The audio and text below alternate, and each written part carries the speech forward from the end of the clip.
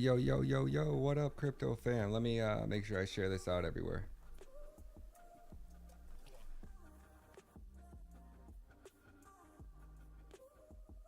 Defamination. Oh, they got one coming for him tomorrow. They're so stupid. They're so stupid, man. Y'all parking up the wrong tree, man. They're really barking up the wrong tree, man. Y'all ready for it? Y'all ready for this? Dive deep. We back, baby. We back. Katie Launch has you blocked now. Ah, it's funny. I blocked them too, man. They toast, man. They ain't got the. They ain't gonna build a community big enough to compete with CatX. CatX Dex is so much more advanced than theirs. And they straight shit on CatX too, so. Man, this gets getting fun. All right, let's dive into these proof of stake. So in case you guys don't understand what proof of stake is, let's start with the basics. And then we'll dive into why I'm saying that almost all these blockchains are going to be inherently centralized, number one.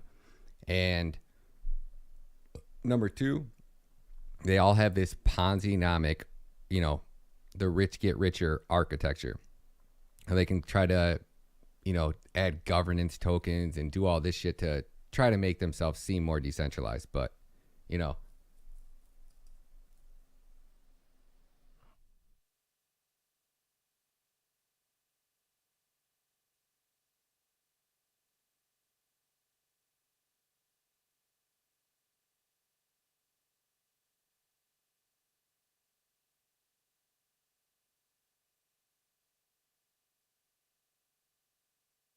and was formally called Proof of Work in 1997. And you might have read articles online saying that cryptocurrencies like Bitcoin uses enormous amounts of electricity to secure their networks.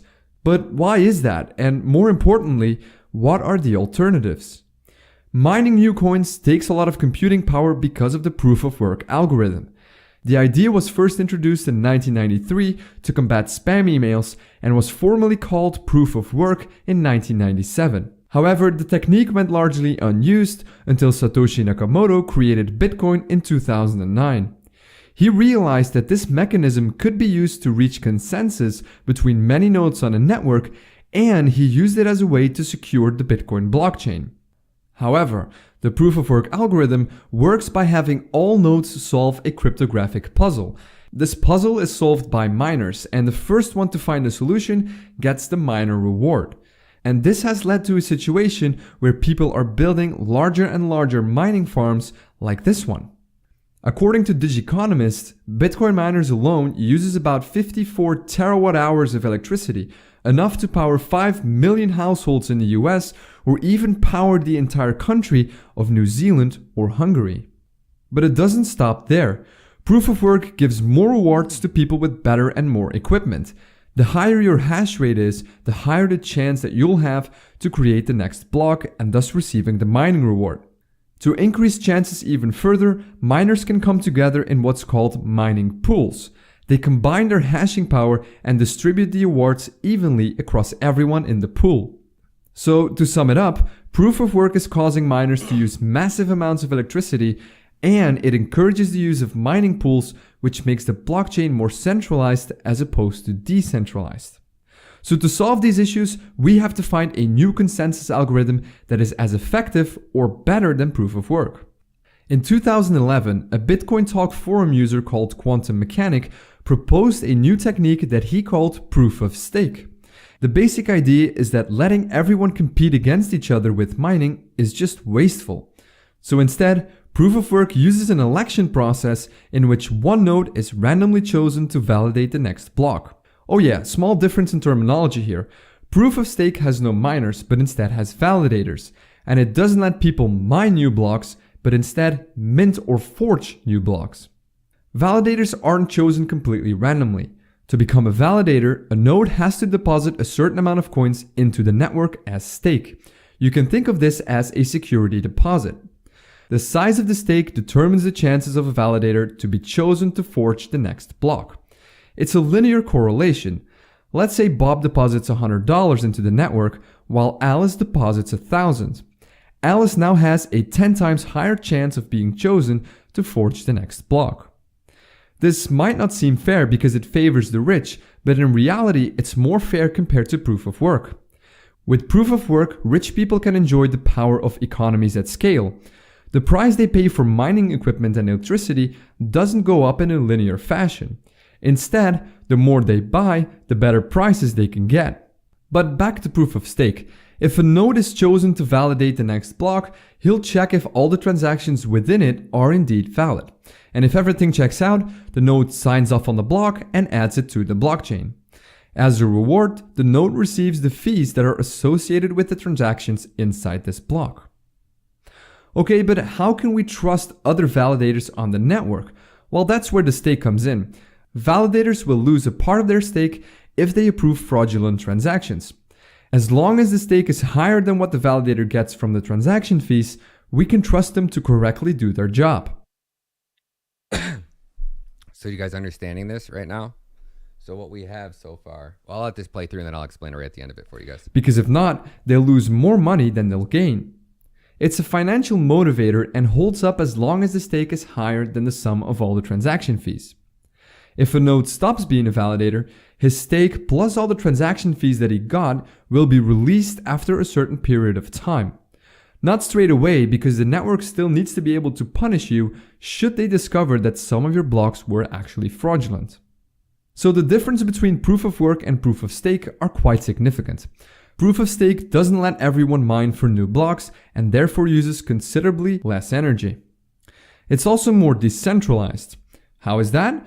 Well, in proof of work, we have something called mining pools. Those are people who are teaming up to increase their chances of mining a new block and thus collecting a reward. However, these pools now control large portions of the Bitcoin blockchain. They centralize the mining process, and that could be very dangerous. If the three biggest mining pools would merge together, they would have a majority in the network and could start approving fraudulent transactions. Another important advantage is that setting up a node for a proof of stake based blockchain is a lot less expensive compared to a proof of work based one. You don't need expensive mining equipment, and thus proof of stake encourages more people to set up a node, making the network more decentralized and also more secure. But even proof of stake isn't perfect, and it also has some flaws. Now you might think, hold on a minute, if I buy a majority stake in the network, I can effectively control it and approve fake transactions. And you would be correct. This is called the 51% attack, and it was first discussed as a weak point of the proof of work algorithm. If a single miner or group of miners can obtain 51% of the hashing power, they can effectively control the blockchain. Proof of stake, on the other hand, makes this attack very impractical depending on the value of a cryptocurrency. If Bitcoin would be converted to proof of stake, acquiring 51% of all the coins would set you back a whopping $79 billion. So the 51% is actually less likely to happen with proof of stake. But that's not the only risk.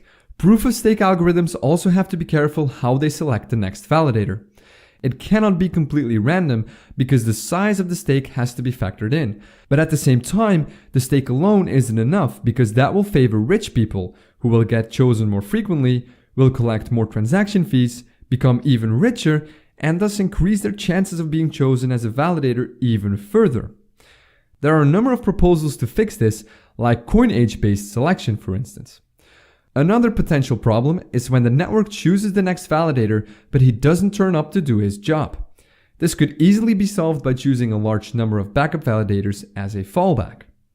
In short, proof of stake brings additional risks when compared to proof of work, and a lot of research is needed to understand these risks and then to mitigate them. Alright, so now that we know what proof of stake is, what benefits it has, what risks are involved, let's take a look at real-world usage. A few examples of coins that use it right now are Peercoin, Lisk, and NXT, but more cryptocurrencies are likely to follow in the future. Ethereum, for instance, is working on implementing a proof-of-stake system which they call Casper. It's currently deployed on the Ethereum testnet and is actively being developed. And also the Cardano project has long been working on creating a provable, secure proof-of-stake algorithm that they call Ouroboros. More about that in this video right here. I will say that if there's any one blockchain that actually has a proof-of-stake method that maybe has the ability to pass a Howey test based off of how decentralized it is, Cardano's really doing it right. They've done it right from disincentivizing large pools. So if your pool is too big, and then your coins that are staked in that pool, I think you have the option to choose, do you want to delegate or not? Yeah, it's a 2018 video. Yep.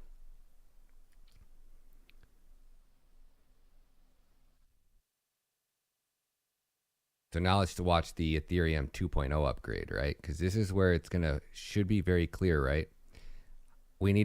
It's really hard to understand how their payouts, like you heard him say that, right?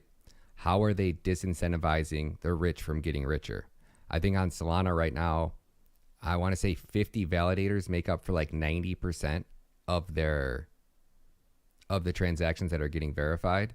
And that's where when they switch to this, ETH switches to ETH 2.0, we should start to see that become very obvious that like Vitalik and these guys with the ginormous bags are going to make all of those rewards. We have actually created a video on what is staking, where we describe the proof-of-stake mechanisms, the risks involved, and the benefits. But since it was actually our second video on this channel, we made a pretty big mistake. Yes, as all the commenters have noticed, audio is only working on one side. As a way to apologize, we have decided to cover a very similar topic of staking in general, where we discuss some other parts that we skipped over in that video, and we promise this video will give satisfaction to both of your ears. We hope that you can forgive us and maybe leave a like on this video if you've learned something at the end. Welcome to Whiteboard Crypto, the #1 YouTube channel for crypto education, and here we explain the topics of the cryptocurrency world using analogies, stories, and examples so that people like you can easily understand them. In this video, we are going to explain what proof of stake is, how it differs from proof of work, and some other interesting ideas that we found other YouTube videos have not covered. Let's dig in. First off, to understand proof of stake, you really need to understand proof of work. As we have said many times on this channel,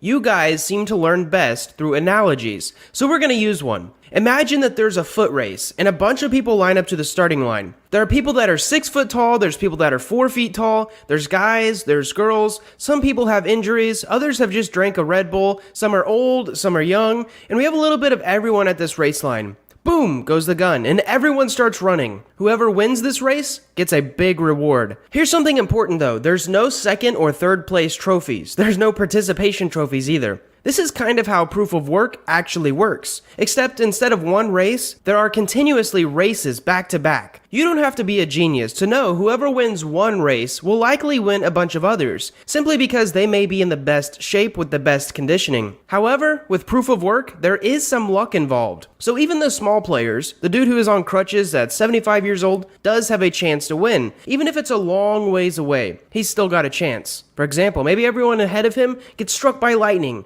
and they have to go to the hospital, and so that 75-year-old on crutches wins. Nevertheless, when it comes to proof of work, instead of runners, miners use computers to do the work. It's actually called proof of work because they are working really hard to prove that some computation is true. Now, we actually have a proof of work video that explains exactly what these computations are if you're interested. In short, the better computers you have and the more computers you have, the more likely you are to win that block. Now, let's move on to proof of stake, because that's what this video is about. We still have all of those runners lining up to the race. However, this time they don't all run. Instead, we pick one runner to run, and when they reach the finish line, they get rewarded. There's a catch though. To be at the starting line to even get picked, you have to put up what is called a stake. A stake is a sum of money that you put up so that if you do something bad, like for example if you don't finish the race, your stake can be taken away as a punishment. Why? Well, this is so that you don't do bad things. Now, at this point in the video, we already know you have some questions, so let's dive in. First of all, what happens if these people do not finish the race? Because there's the big important question of what if we pick someone to run, but they never finish the race? Meaning, what if we select them to validate a block, but they give up? Well, since they signed up to be a validator and they did not validate, either because maybe they didn't want to, or the node was set up incorrectly, or an internet connection issue, or maybe because their computer simply was turned off, we do what is called slashing them. Now, slashing is a term used when you take away some of their stake. You know, some of those coins that they initially locked up. If you don't want to lose your coins, you better be a reliable node. And this way we can say that the people that are validating blocks are reliable. Another question you might have is, how do they get picked? Every proof-of-stake model seems to have a few different factors that they combine to pick each validator to validate the block. Some models take into consideration how many total coins they have staked. In theory, the more that you stake, the more trustable you should be. Other models take into consideration how long you have been staking. For example, people who have staked for a long time ought to be reliable and trustable. Furthermore, some models even take randomness into consideration so that there's a fair way to get picked. Most models actually combine all of these. Oh, here we go, right? So coins. How many coins do you have staked, right? And I believe he's going over Ethereum right now, right? So how validators are selected, total number of coins,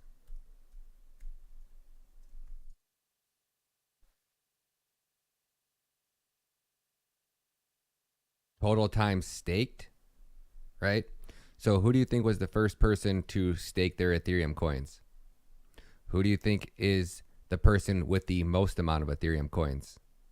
What validator do you think is going to get selected to process a majority of those Ethereum transactions?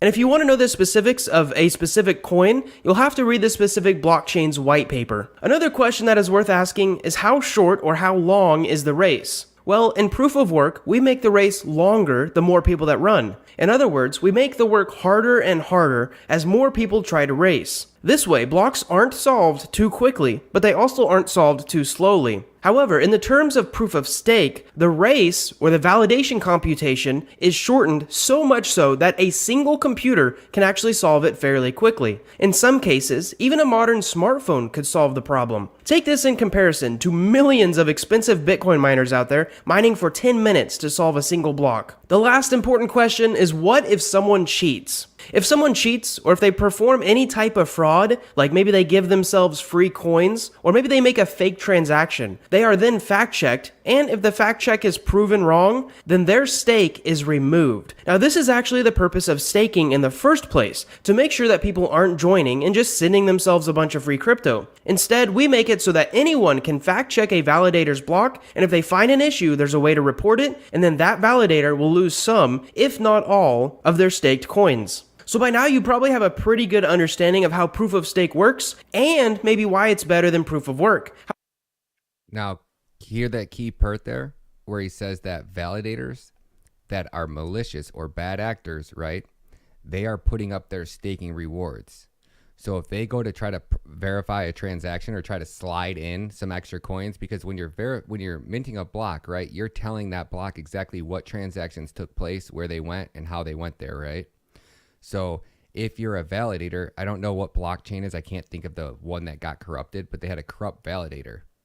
And that validator was able just to basically put a bunch of coins that never existed onto the chain, right? And this is why I say that H-bar is the wolf in sheep's clothing. A lot of people gave me a lot of shit about the H-bar video, but let me just pull that up real quick and we'll go right back to that one.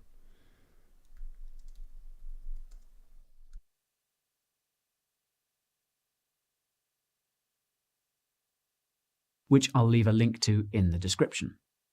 Now, with this unique architecture, Hedera Hashgraph is reportedly able to process around 10,000 transactions per second.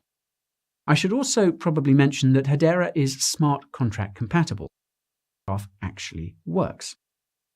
In contrast to cryptocurrencies like Bitcoin and Ethereum, Hedera Hashgraph does not use blockchain technology. Instead, it uses another distributed ledger technology called a DAG, which is short for Directed Acyclic Graph. Now, without getting too technical, a DAG allows all network nodes to freely share information with one another as they please, and timestamps all these messages to keep them in order. This sending of messages between nodes is called gossiping, and gossiping is the basis of the Hashgraph consensus algorithm, which uses something called asynchronous Byzantine fault tolerant or ABFT. This fancy acronym refers to the fact that there is no specific time when all the nodes need to reach consensus on a set of transactions. In other words, ABFT is a proof-of-stake consensus mechanism where there is no block time, and that's because there is no blockchain. In the hashgraph consensus, nodes gossip messages to each other about transactions at random. Like gossiping in real life, this information travels fast and makes it possible for all the nodes on the Hedera hashgraph network to achieve consensus about a transaction in roughly 3 to 5 seconds. I've obviously watered down Hedera's consensus quite a bit, and you can learn more about it by watching Hedera's own video on their consensus mechanism, which I'll leave a link to in the description. Now, with this unique architecture, Hedera hashgraph is reportedly able to process around 10,000 transactions per second. I should also probably mention that Hedera is smart contract compatible, and even though its base code is closed source, anyone can create a smart contract on the Hedera hashgraph network.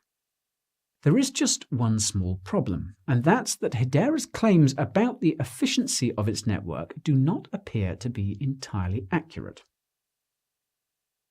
2 weeks before Hedera hashgraph opened its doors to the public in mid-September 2019, Chief Investment Officer at Arcane Assets Eric Wall published a lengthy Medium post about Hedera hashgraph, and it was the sort of smackdown you normally see on pay-per-view TV. The ultra TLDR is that Hedera hashgraph's claims about 10,000 transactions per second are limited to wallet-to-wallet transactions on the network. This was, and still is, noted in the first disclaimer under Hedera's efficiency infographic on the homepage of their website.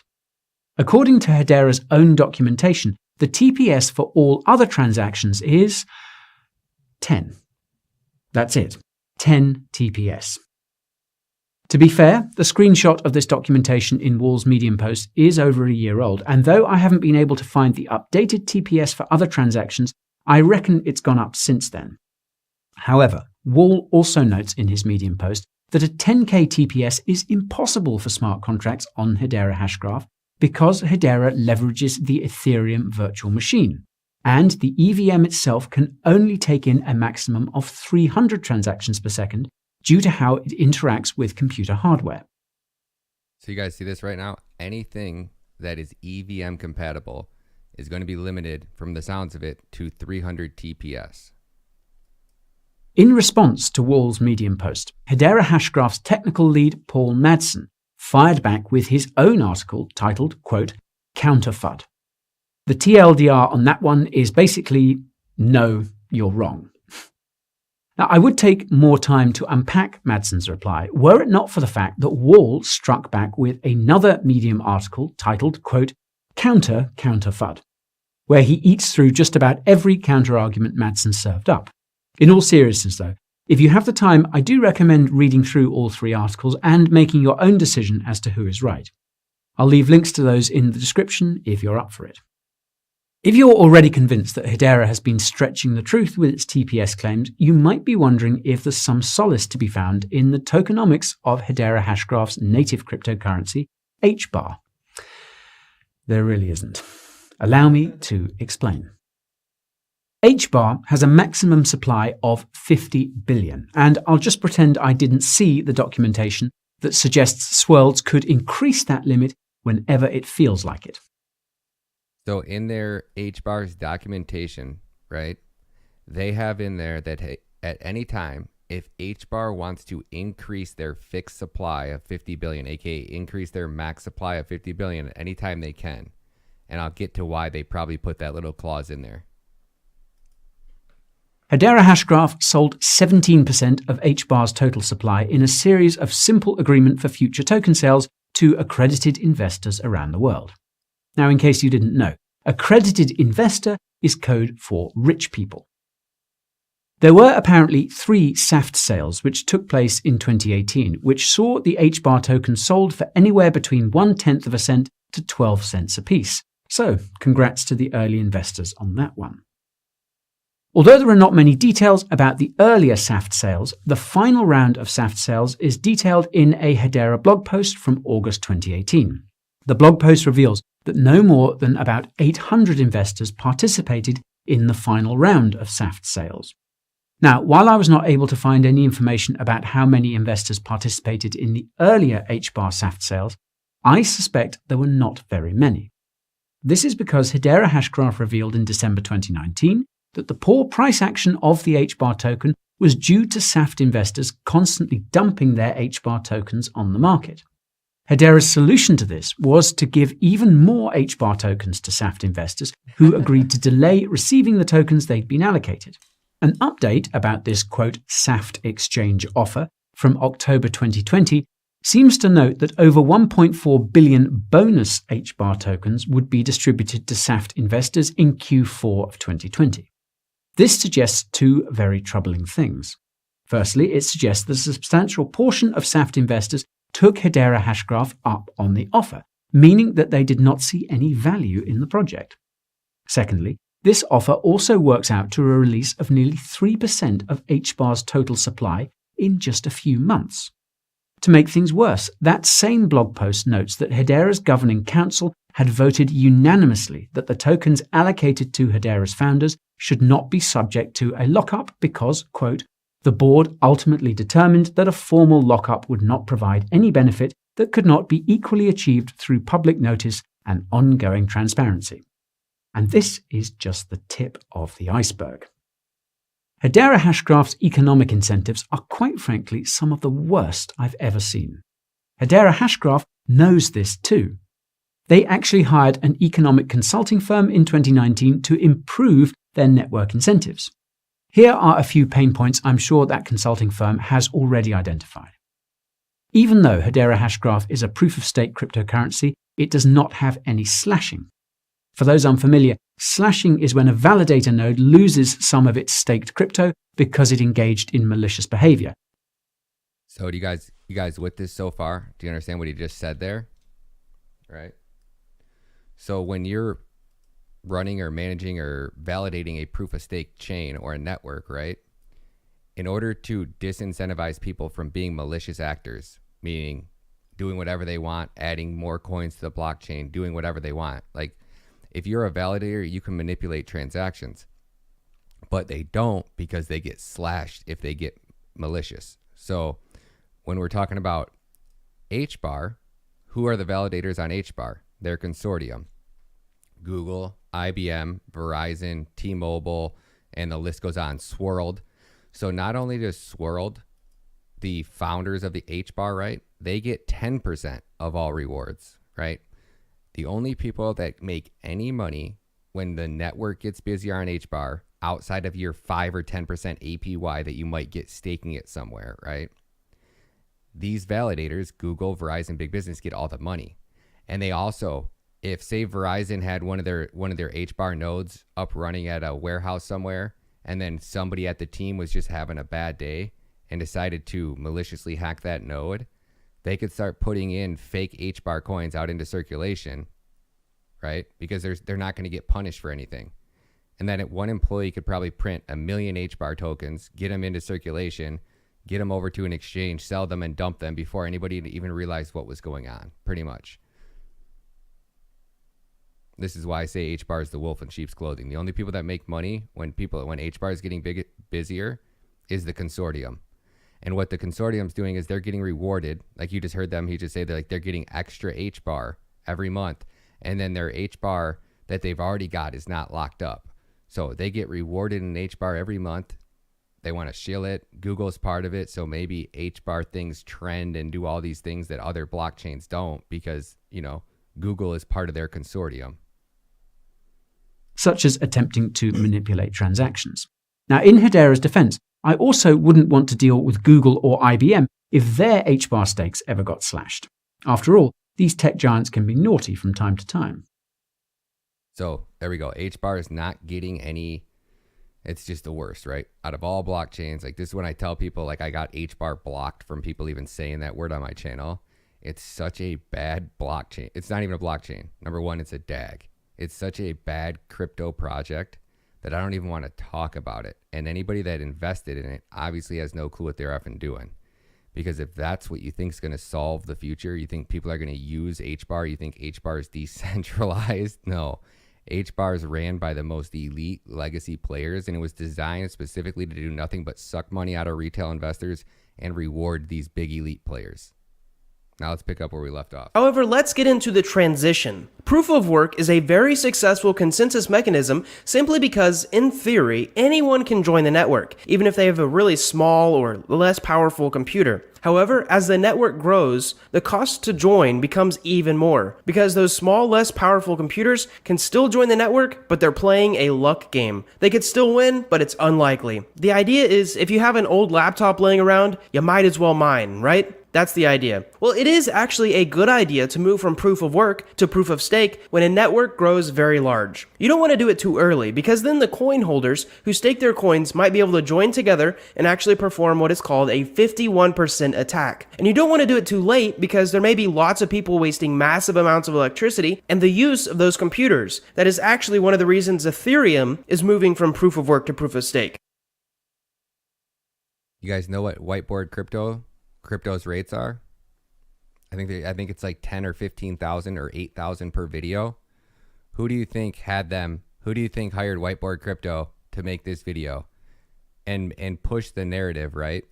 You don't want to wait too long. You don't want to do it too early. You don't ever want to do it. You don't ever want to switch a proof of work blockchain to a proof of stake blockchain. Period.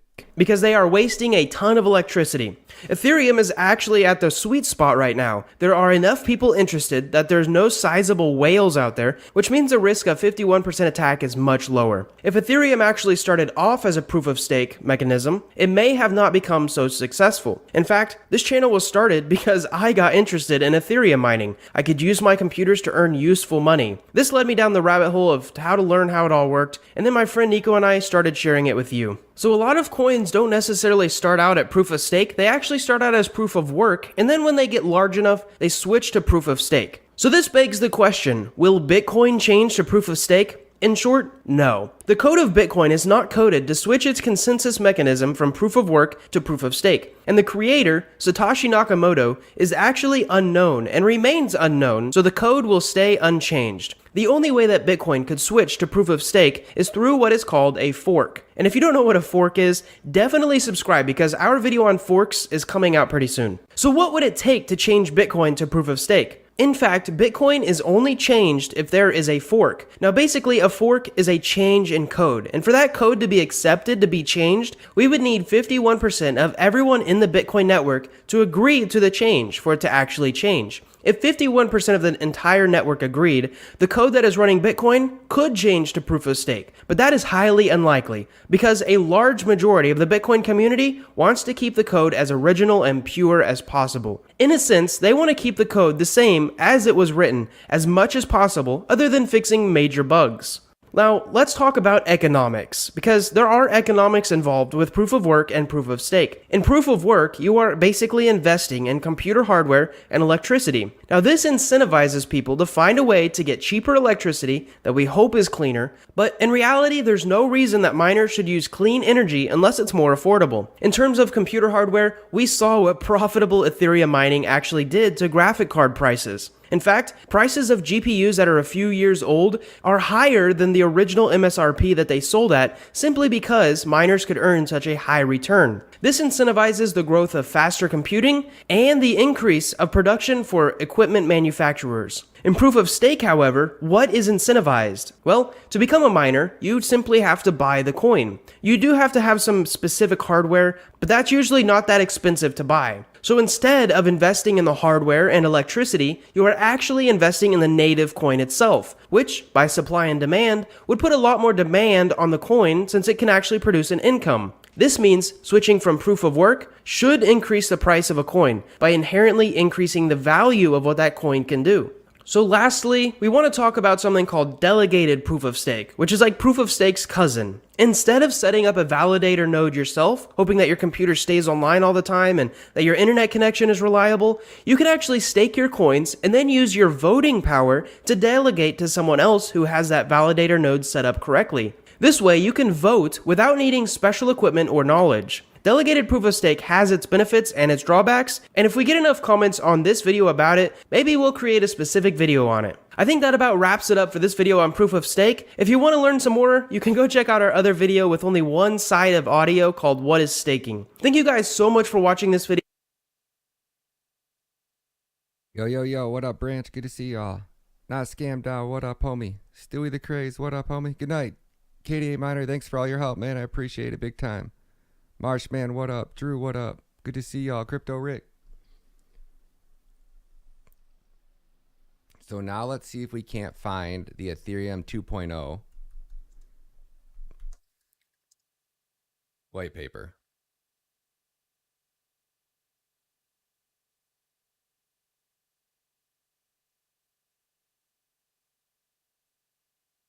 So what we got to figure out is how are they setting up their mining rewards. So let's figure out how Ethereum's validators are working.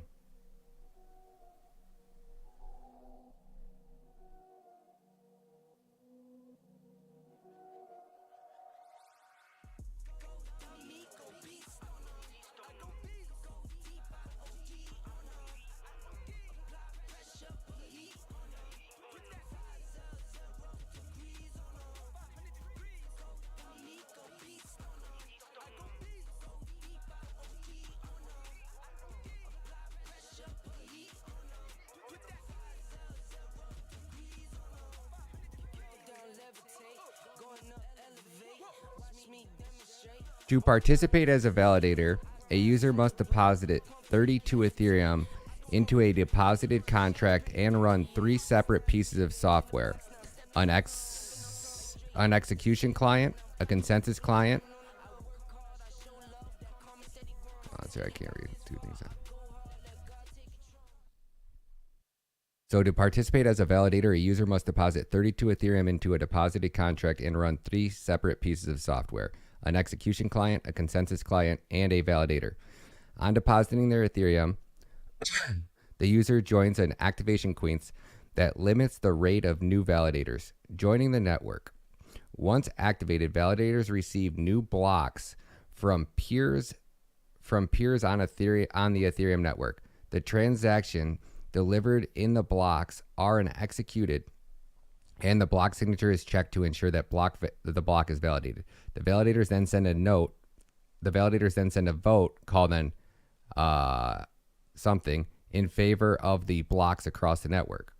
So we've heard several people say that there's 300,000 validators out there. So people are telling us that there's 300,000 validators already on Ethereum. And right here, this is saying that you need 32 minimum Ethereum to run a validator. So if we say that people are telling us that there's 300,000 Ethereum nodes out there, or validators, there's already 300,000 validators on Ethereum times 32 would give us a total of 9 million coins of Ethereum staked already. So I don't know if they can basically, like, does Vitalik own how many of those validators? You know what I'm saying? So where under proof of work, timing is done by difficulty in proof of stake, the tempo is fixed. Time in proof of stake Ethereum is divided into slots, 12-second epochs, 32 slots. Validators are randomly selected to be one validator is randomly selected to be a block proposer in every slot. The validator is responsible for creating a new block and sending it out to the others on the network. Let me see if I can zoom in on this. Sorry, I'm having a hard time reading this.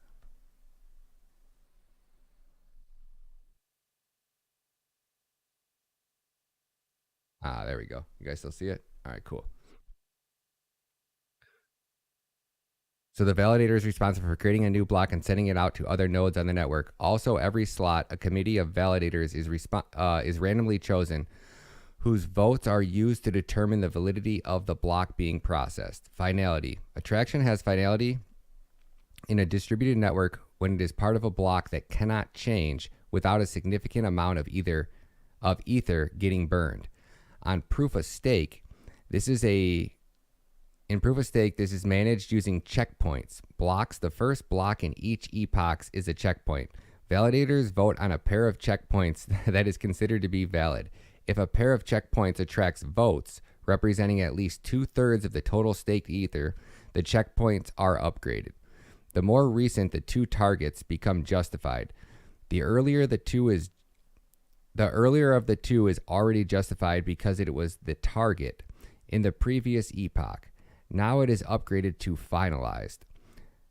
To revert a finalized block, an attacker would have to commit to losing at least 1/3 of the total supply of their staked Ether, currently around $10 billion. The exact reason for this is explained in the Ethereum Foundation's blog. Let's open that up. We'll read through that next. Since finality requires 2/3 majority of an attack could prevent the network from reaching finality. By voting with 1/3 of the total staked, there is a mechanism to defend against the initiative leak. What the hell is that? It's like they make this shit so confusing and so hard for the average person. Like, this is why most people don't understand what's going on, including myself. This activates where the chains fail to finalize for more than 4 epochs. Inactively leaked bleeds away the staked Ether from validator voting against the majority, allowing the majority to regain 2/3 the majority and finalize the chain. Crypto economics and security. Running a validator is a commitment. The validator is expected to maintain significant hardware and connectively to participate in block validation and proposals. In return, the validator is paid in Ether. Their stake balance increases. On the other hand, participating as a validator also opens new avenues for users to attack the network for personal gains or sabotage. To prevent this, validators miss out on ETH rewards if they fail to participate when called upon. And their existing stake can be destroyed if they behave dishonestly. There are 2 primary behaviors that can be considered dishonest. Proposing multiple blocks in a single slot, and submitting contradictory attestations.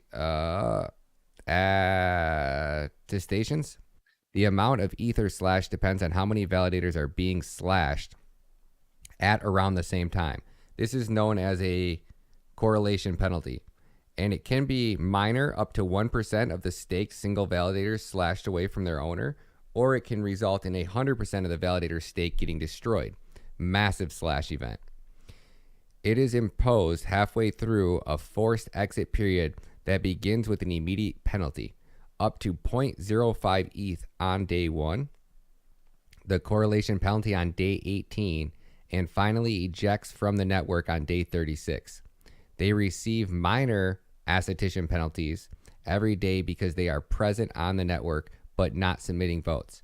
This all means that a coordinator attack would be very costly for the attacker. So I'm still curious on how they're choosing these validators at random. So when the network performs optimally and honestly, there is only ever one new block at the head of the chain. All validators attest to it.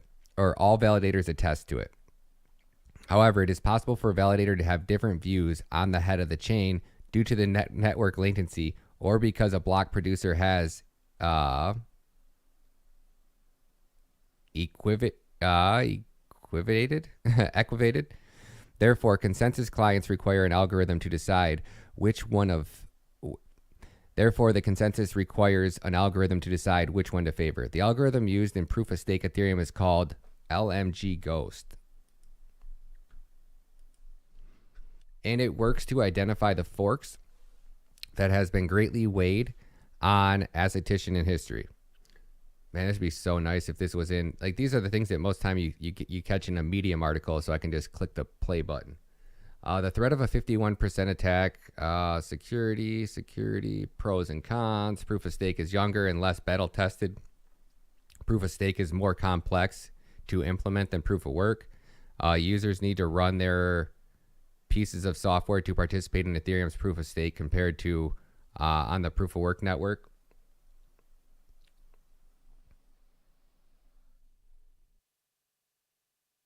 The beacon chain. So why proof of stake?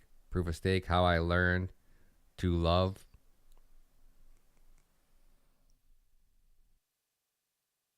proof of stake design philosophy. So we need to understand how these validators are getting paid out. Consensus validators blockchains on page 3. So we'll start there. Man, how do I get this to read this to us?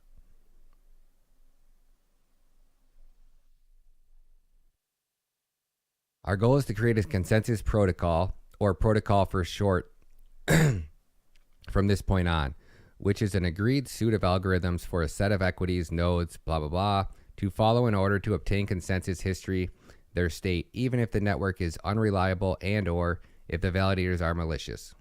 We call these entities programs who participate in protocol validators devoted by the call the validators because the validators role in Ethereum 2.0's beacon chain through the specifics of this role. I gotta zoom in on this.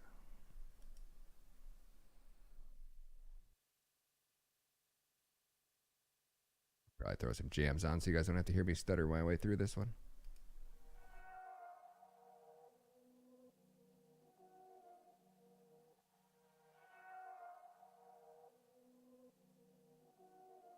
So beacons chain through the specifics in a role that are not part of our abstract protocol. Other works use many different words for the same concept. Replics in classic PBFT literature, block producers in DPoS or EOS, peer in Peercoin, NXT or Bakes on Tezos. The validators are connected to each other on a peer-to-peer network, which means that they can broadcast messages, basically packets of data, to each other. In the types of protocols we're interested in, the primary types of messages are blocks, which collect bundles of messages. The first block is called the Genesis block. Sorry, I can't read with this shit in my ear.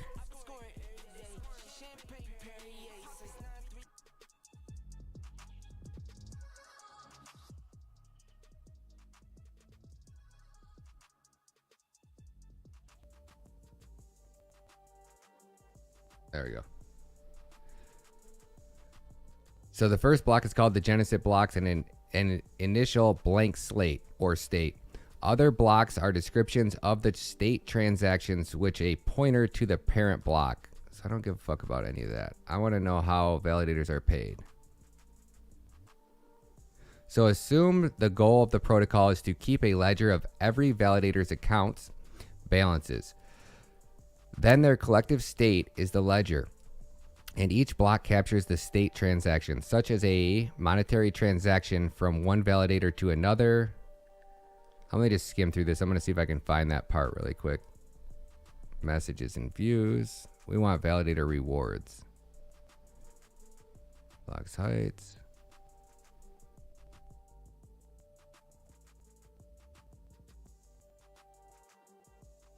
There's a way to read screen.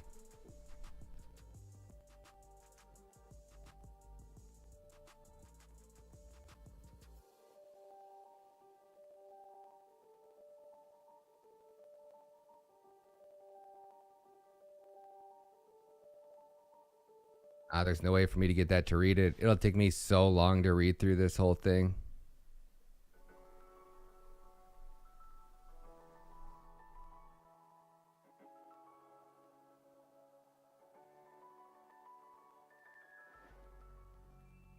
Flashing coordinators. All right, here we're getting onto something here now.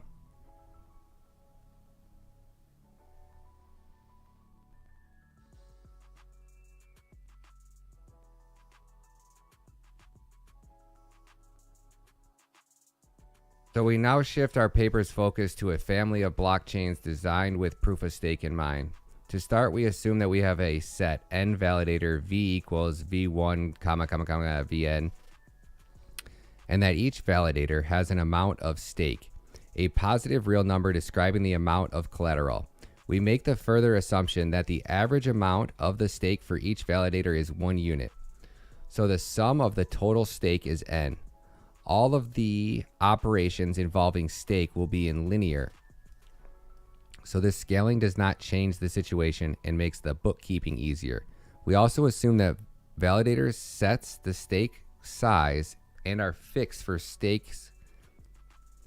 We assume validators set the stake size We assume that validators set the stake sizes. We assume that validator sets and stake size are fixed for the sake of focusing on the theoretical essentials of the protocol. We address issues that occur when we focus on issues that occur when we relax these conditions in a particular use later in this section, especially section 8.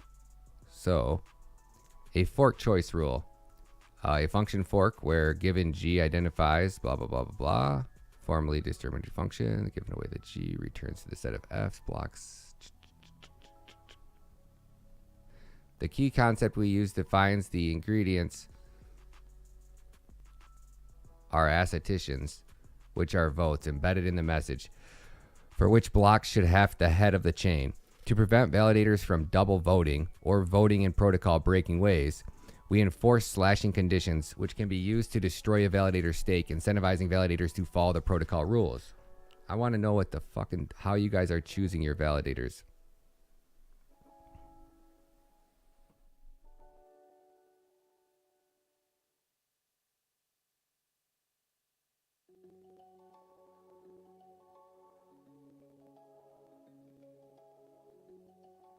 Casper the Friendly Finality Gadget. FFG. This tool defines the concepts of justification and finalization inspired by the particular Byzantine fault tolerance, PBFT. Casper is designed to work with a wide class of blockchain protocols with tree-like structures.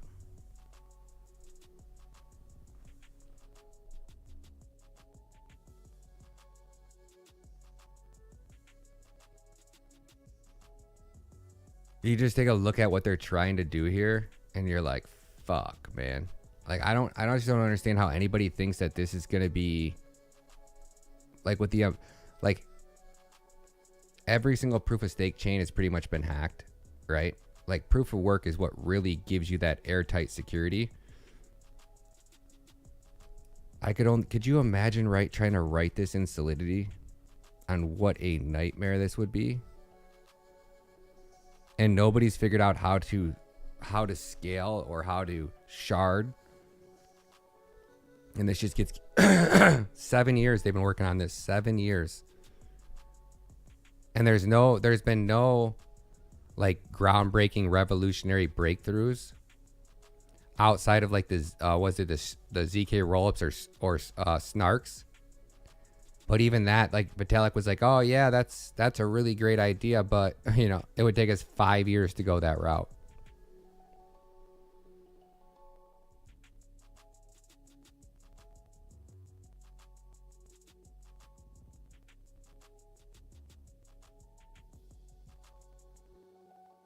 I really wish I had the ability to read all this right now. The designer validators create a block, duplicate slots as an existing block, but can be supposed a digital signature as the pseudonymous generator for the block proposal behaviors.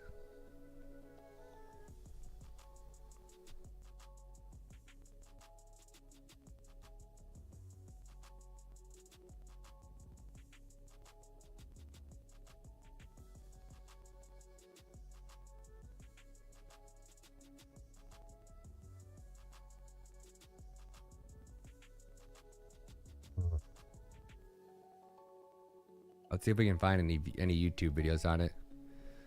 Here's the Ghost white paper. They're the same thing I was just on there.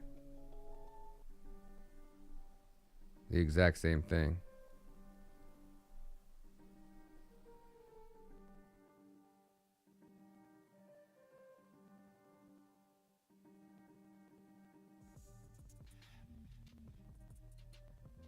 Ah, 18. Rewards and penalties. There we go. Let's see if we can find it on page 18. Rewards and penalties.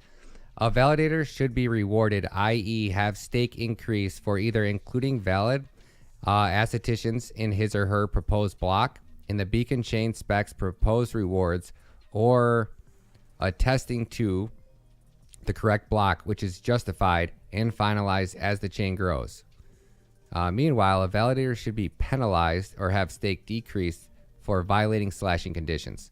The rewards and penalty amounts can be adjusted based on the security level that's needed to be achieved, and the game theory of the situation should be such that the validators are incentivized to perform their tasks to not violate slashing conditions. Additionally, it is worth considering to be more complex incentivized, such as incentivizing validators to catch other misbehaving validators.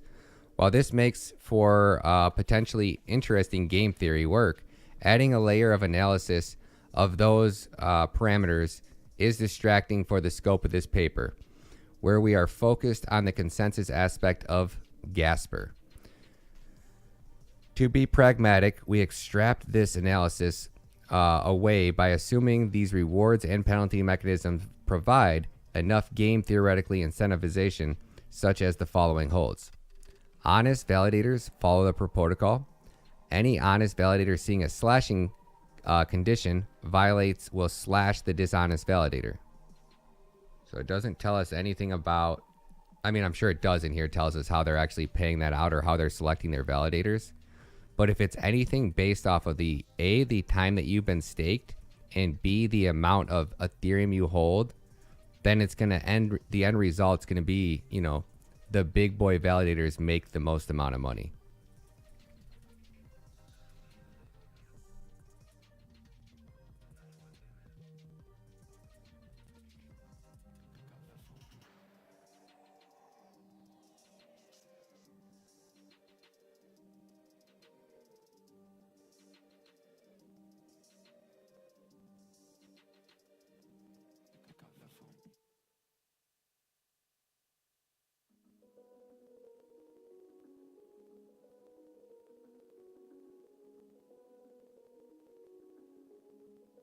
Hey there, my name's Chris Lucas and you're watching Empire Building. So this is a very special day. This is an anniversary of sorts. This is approaching the 1-year anniversary of my Ethereum Genesis validator. And in this episode, I want to talk about how that validator's performed since I've launched it and maintained it throughout this entire year.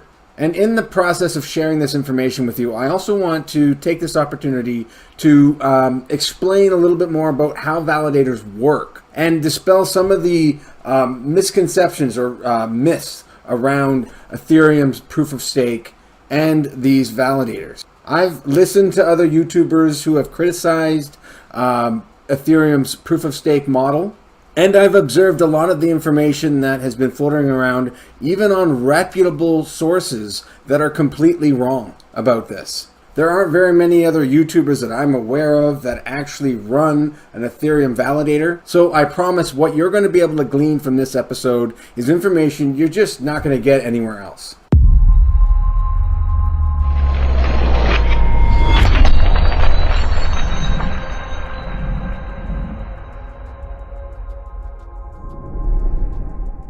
So like I said, before we get into this, there are a couple of misconceptions or myths that I would like to set the record straight on. And the biggest one that has irritated me to no end is this myth that older validators or validators with a higher balance are rewarded better than other validators. This is completely 100% false. That is not how the reward structure works on the Ethereum proof-of-stake beacon chain. This is true for other blockchains like Cardano, but not for Ethereum. I have seen this statement made from other YouTubers as well, all over the place on Twitter, and I honestly cannot even blame them because oftentimes they're citing a reputable source. In this case, Coinbase itself. Right off Coinbase's website, on their definition of what is proof of stake, they go into a whole lot here about Ethereum and why they're changing from proof of work to proof of stake. And when they get into the description here, they state the exact details vary by project.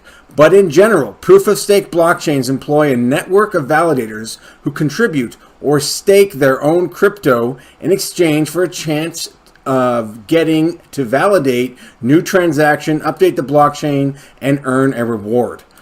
The network selects a winner based on the amount of crypto each validator has in the pool and the length of time they've had it there, literally rewarding the most invested participants. This is false. And the only caveat they add to this is right at the beginning when they say the exact details vary by project. They're describing Cardano here, but the only mention they make in this whole section is Ethereum. So you can't blame people from believing that this is Ethereum that they're talking about. Now, this is what I'm telling you, but I can prove it. I'm going to show you the evidence. I'm going to show you exactly how these validators work, even the formula that it's based on. The second myth that I have to dispel is this claim that people who run validators, stakers, they don't have to do anything. They just sit back, put their money in there, and it makes them more money, literally making the rich richer. This is, it's not as simple as that. This is not something you just put your money into and walk away from. It is a responsibility.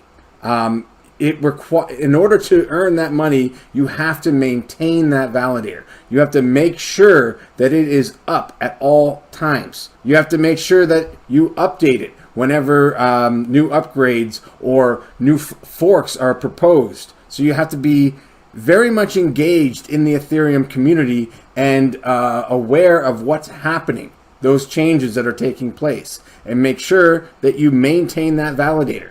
Because if you don't, you lose money. And I'm going to show you exactly what I mean. This is a validator that was activated at Genesis, same time as mine, on December 1st of 2020. It's been in there since the beginning, and it has never made any money. This is literally how much ETH it has lost since its inception. This balance would have started out at 32. It's now down to 30. It's lost 2 whole ETH since this has all begun, and it's still losing money. So here we have somebody who clearly did not understand what was required of them when they sent the money to that deposit contract. This is clearly somebody who thought it was as simple as sending money and then doing nothing. And they've paid the price because they didn't understand what their responsibilities were. And because no validator can withdraw any of those funds until these smart contracts are enabled on the new proof-of-stake chain when the merge occurs. That is when the existing Ethereum blockchain merges with the beacon chain, where the proof-of-stake occurs. That's when the proof-of-stake beacon chain will start validating transactions on the Ethereum blockchain. Sometime after that point, then these funds will become available and this person will finally be able to withdraw them. But until then, they will continue to lose money every single day, or figure out how this technology actually works and do their job. But it seems apparent that validators like this, and this is not the only one. This is the worst performing validator on the beacon chain. But there are many others that are really no different than this. So no, this is not a system that simply rewards the wealthy or the rich. This is something that requires dedication, requires attention, and requires you to do the work. Now, it's not the same as proof of work. It's certainly not consuming all that electricity. That was kind of the point. But it's not something where you just set it and forget it. At least not for the node operators. There are those that might participate in staking pools, but they're not running full nodes. They're not depositing the full balance. For those people, yes, it is one of those set it and forget it. But at the same time, they're also taking on some more risk because they're relying on a third party or a second party to sort of take on that responsibility. If that person or organization does a poor job, then that person has no choice but to accept those consequences as well. So I'm not going to wait to the very, very end of this video to actually get to the part that people want to hear about, and that is how much money these things actually make. We're going to do it right now. And through this, I'm also going to defend the first myth that I was trying to dispel, because I'm going to be comparing the performance of my own validator with some other ones. We can see what those differences are in the broader scheme of things. So this is my validator. As you can see, it's been running mostly 100% since its inception 1 year ago. As you can see, it's been active since Genesis, since the very first block was validated on this beacon chain back on December 1st of last year.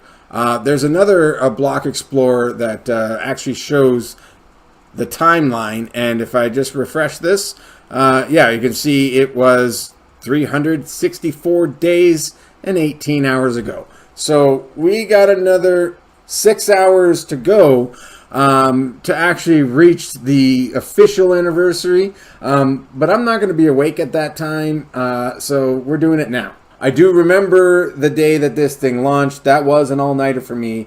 I wanted to make sure there weren't going to be any problems once that beacon chain was launched. But this block explorer does show a lot more useful information, generally speaking. So we're going to have a look at this. As you can see, the income over time has been decreasing as more and more validators have entered the beacon chain and began to validate blocks. Also, the number of blocks that I've been able to propose has basically all but disappeared. At the beginning, when there were very, very few validators, I was getting blocks a couple times a week, even twice in one day occasionally. But lately, hardly any at all, because there's so many more validators on the network today. So despite the fact that on the very first day there were 21,063 validators, and mine was one of them, despite the fact that mine is among the oldest of all the validators on the network, it doesn't make any difference to the frequency in which that my validator is selected to validate blocks, or the income that the validator earns. These two things have no bearing on the amount of rewards that you can earn, nor how frequently your validator is selected to propose new blocks. As you can see, my validator has a balance of 34.57 ETH. Obviously, it started with a balance of 32, which is the minimum amount that must be deposited in order to activate an Ethereum validator. So let's break that down really quick, right?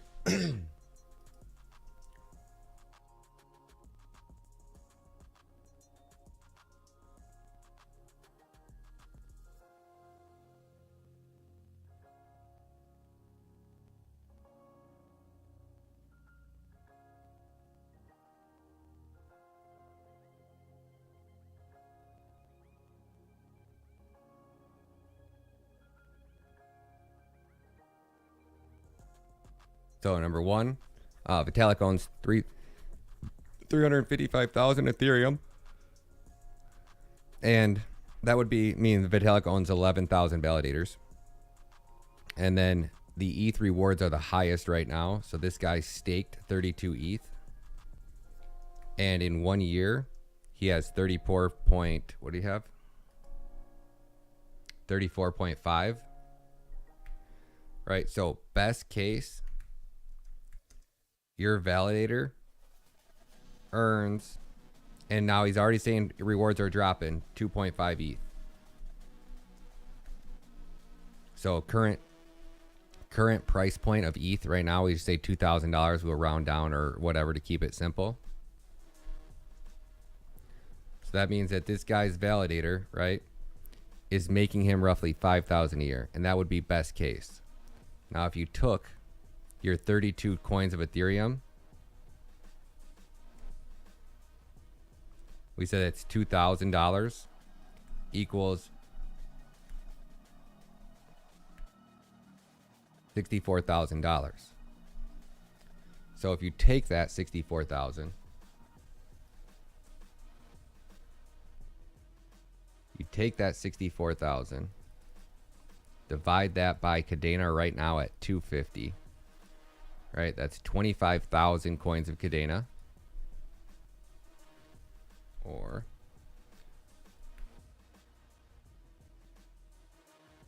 25,600 KDA equals pretty confident Cadena is going to be $300 in 2025. 7.68 million.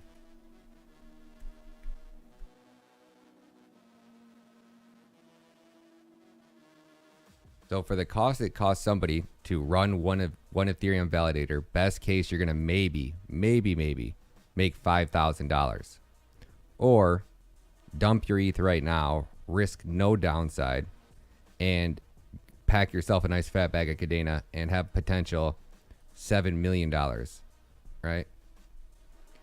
Yeah, you have to have at least 32 coins of Ethereum. So at the very least, you're going to have 64,000. That's why I find it so hard to believe that they have, 300,000 people out there have 32 coins of Ethereum. And out of all those people, they all wanted to come over here and stake it and activate a validator on it. Just seems so freaking crazy to me. And we talk about every other proof of stake blockchain. It's anytime they have more than like Harmony, I think, was trying to get to just 1,000 validators, because it's so hard for that many validators to all validate at the same exact time and come to consensus. I don't want to say it's impossible, but it seems like it's just a recipe for disaster.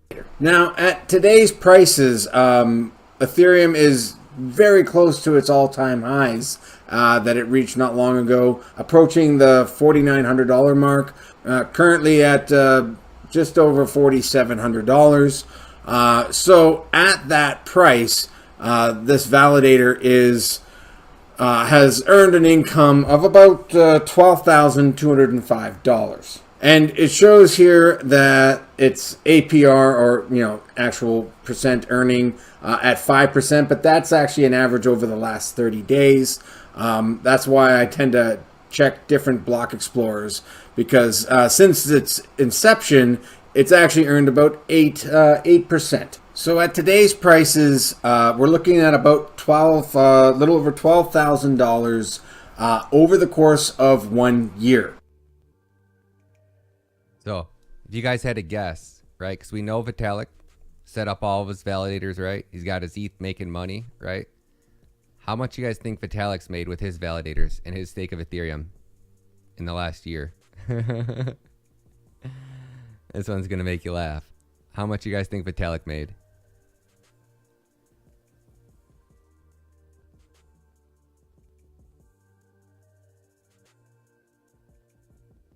No, we don't know where this Ethereum's coming from. I don't anyways. I don't know how these... Is that where the burn came from? It's not really burning it. They call it a burn, but really it's taking it off ETH and putting it into ETH too.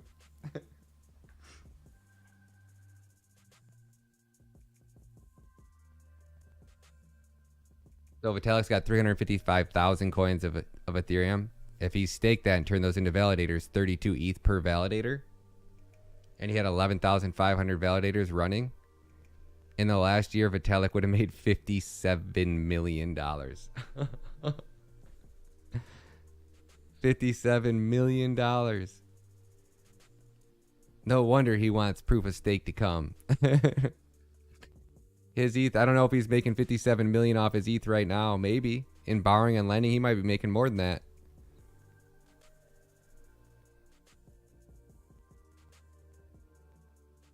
You're not missing anything, Canadian punk. Crazy, man. It's so effed up how this industry is like. That works out to about $33 a day. As far as earnings are concerned, it may not sound like much, and as a percentage, as we saw, just over 8%. That's certainly better than any you're going to get out of many institutions, and even in DeFi. That's would be considered not that bad, especially since it's denominated in ETH, which when you convert that into fiat, on the day that the beacon chain was launched on December 1st of 2020, Ethereum was trading at or closed that day at $586 US. So at that time, 32 ETH required to deposit into that contract to activate a validator would have run you $18,752. Today, with all of these earnings included, this validator is now worth $163,885. That's an 163. So if ETH gets back up to its previous all-time high, if ETH gets back up to $5,000, it's $163,000 to set up one of these validators.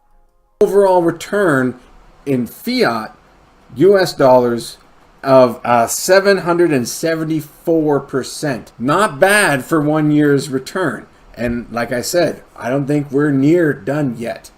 Ethereum is still just getting started. In my opinion, I believe that there's no reason why, assuming Ethereum is successful in transitioning to proof of stake and launching chain sharding after the merge, and gas fees are finally brought under control. Once that's all done, the sky's the limit. And my expectation, and again, not investment advice by any means, but I believe that 32 ETH will certainly reach a value of $1 million. And when that happens, staking rewards aren't going to be some measly $33 a day. It's going to be enough to actually live off of. And I don't think it's even going to stop there. For those of you wondering, an Ethereum validator, for it to reach an overall value of $1 million, that would require that each Ethereum coin be valued at approximately $30,000 US. So nearly a 10x from here. Now, the timeline for that to occur, I would expect is more than reasonable within the time it takes them to finally reach Ethereum's full form. Now, history hasn't been kind to those kind of predictions, especially in Ethereum. It does tend to take longer than anyone thinks because what they're trying to do is fundamentally very hard. It's never been done before. So, it does tend to take a little bit more time. People have to realize that what we're building here, what they're trying to accomplish, is extremely difficult. This is like equivalent to rebuilding an engine on an airplane while it's in flight. Or, for that matter, rebuilding the whole airplane. And in fact, that was the approach that they were previously attempting to do until they realized, nah, don't bother trying to rebuild the airplane while it's flying. Just build a new airplane on the ground. And when that airplane is ready, it takes off and engulfs the existing chain or the existing airplane, for that analogy. It's going to swallow it whole and become a part of the much larger Ethereum 2.0. Things are going to get very, very interesting in this coming year. And I do think Ethereum is going to surprise. There'll be a lot of shock and awe. But there'll be plenty of time to talk about all that stuff. We'll get into a lot more of that things as time goes on. But for now, let's just get back to the topic of this video. You may notice that there's been a slight drop off here recently in the income from the validator. And that's because of the latest hard fork that Ethereum went through. It changed the mechanism that governs those rewards. And it's dropped quite substantially. Now, this is actually supposed to be offset because now we'll have a look at the number one performing validator on the network, which is this one here, which has a balance slightly larger than mine, actually just about 0.2 ETH. So it's earned about 11% more Ethereum than my validator has. But when we have a look at its history here, you'll be able to tell pretty quickly one of the reasons why. And there's this massive spike here that occurred. And this is the result of that hard fork I just mentioned. when they altered the way in which those rewards are paid out, another feature that was included was something called sync committees. And so every 72 hours, a bunch of validators are randomly selected to form part of a sync committee. And it requires a little bit more computational power from those participants, which is why it cycles through. My validator has yet to be selected to become part of one of these committees. At some point it will, and it will also see a boost in income like that. It's substantial. Again, it's pretty insane how much difference that makes. So how do you, did he say how do you get selected? See, man, I think these people are still drinking the Kool-Aid, man. Because nobody wants you to tell them that their golden goose is done laying eggs. Nobody wants to find out that their golden goose just got neutered, you know?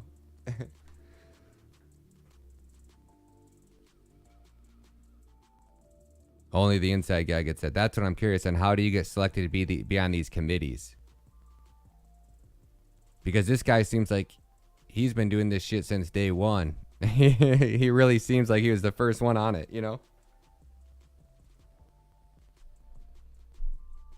Yeah, the grenade.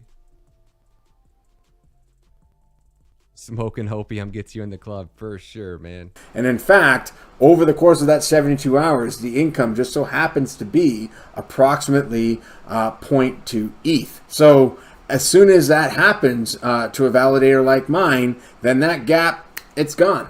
The performance of these validators are very competitive. It's very comparable.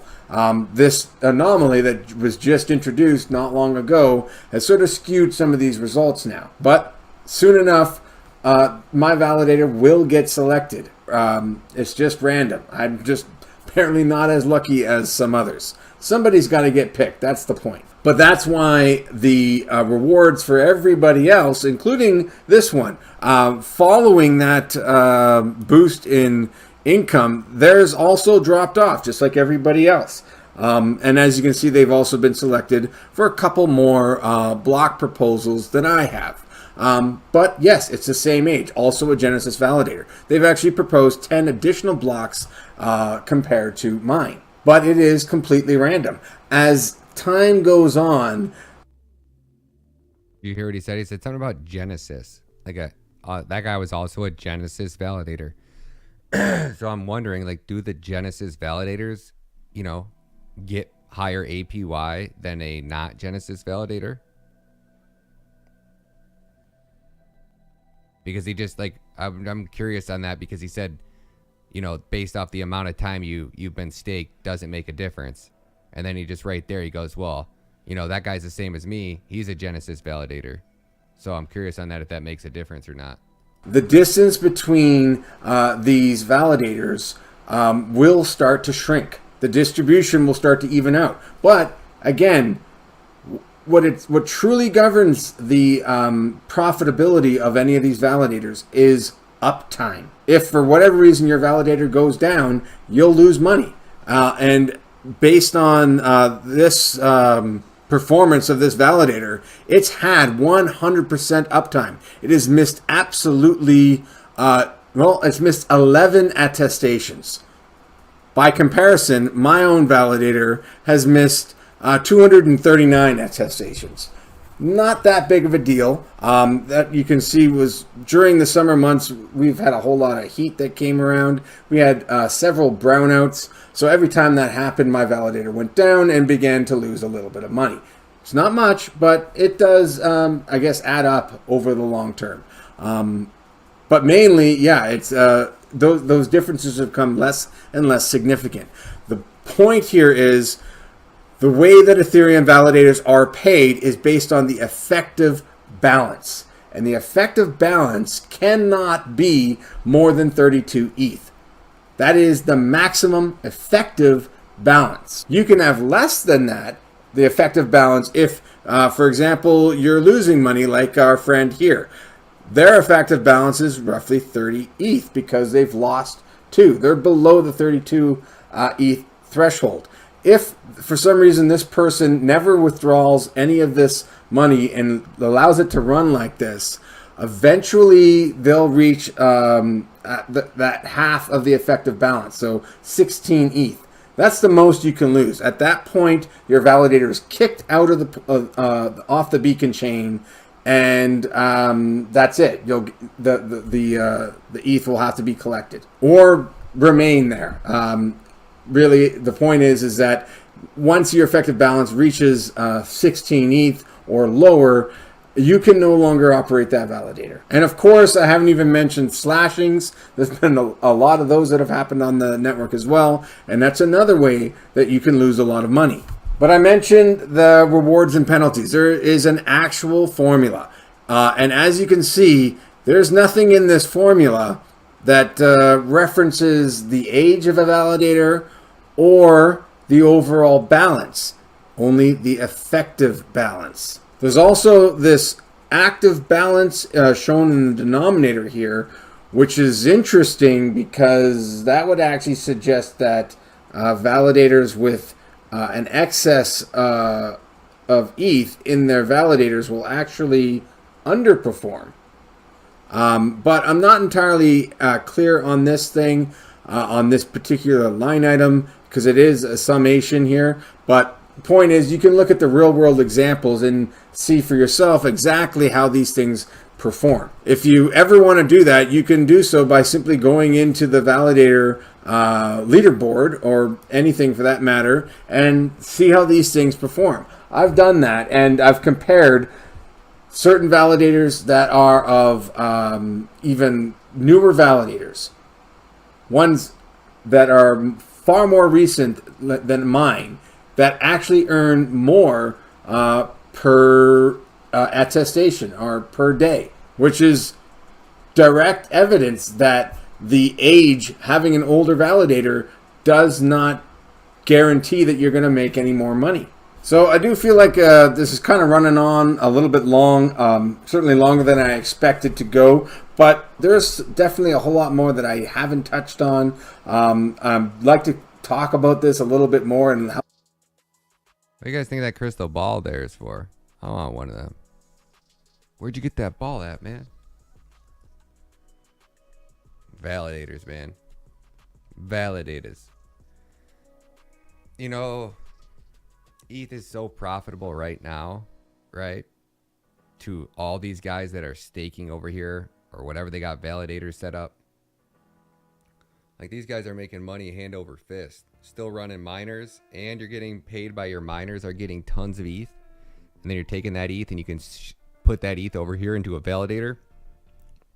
And then that validator's making you ETH. Damn, man. They're making money hand over fist. To make $5,000 a year off 60,000, or off your initial 18,000, made you $5,000 in profit that year. Jeez, oh Pete's, man. 8 ball is better for sure. Validators mount up. For sure, one hitter quitter. You guys good enough on the proof of stake now? Do you guys understand what I'm saying about the inherit? Like, ETH's actually done it better than most. So we think, right? I've thought that before about other proof of stake chains.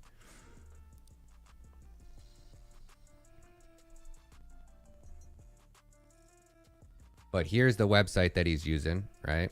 So now there's supposedly 381,000 validators.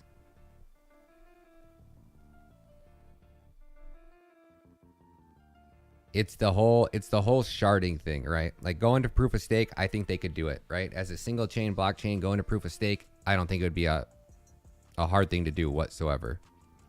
I think that would be easy transition to do. But to do a scalable proof of stake from proof of work in Solidity, I just don't think it's feasibly possible. And you can see, like, the amount. Imagine 12,000 employees. What'd you say? Who said that? How many they got there? I think Branch said it. 12K people work at ETH. imagine 12K people working at Cadena right now. That's where I'm going. You know that? Like, imagine what it's going to look like when Cadena has 12,000 people working on building the next generation of, you know, finance, banking. The banking industry is going to get redone on Cadena. The stock market's going to get redone on Cadena. Insider trading, like every problem that the world has that they pay thousands and thousands of people every year to audit being the, you know, biggest waste of money. Somebody going through spreadsheets and analyzing data and doing everything that can be done on chain and give you instant auditing on a global scale. I mean, that's massive. You're saving a business. You know how much businesses pay to have their books audited 4 times a year? And Cadena just audits itself. The only downfall is this right here, guys. We headed into one nasty recession. Oh, and you guys hear that? Check this one out.